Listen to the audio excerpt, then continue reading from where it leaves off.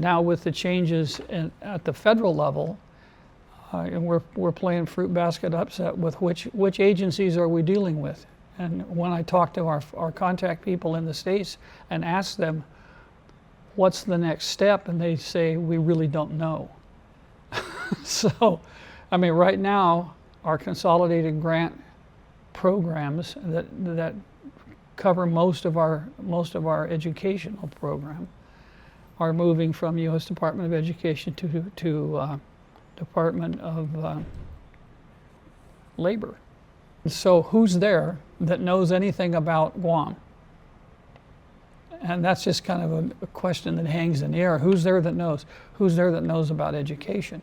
Are the people from US Ed who did this work transferring over there? And we ask them and they don't know. So there's a lot of fluidity right now.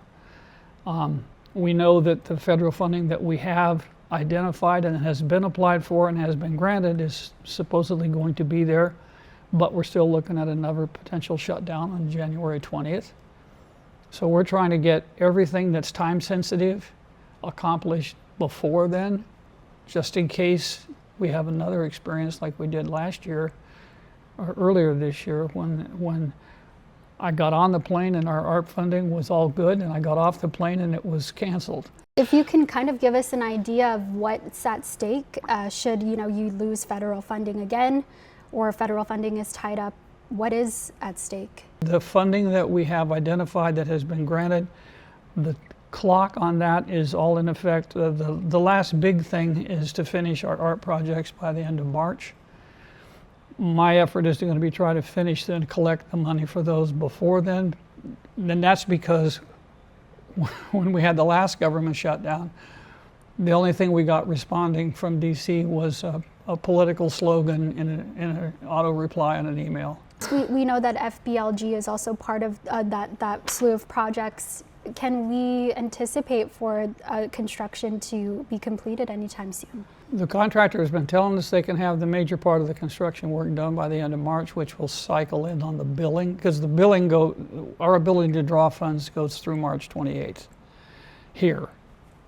So at this point, that's on track, but it's going to be close.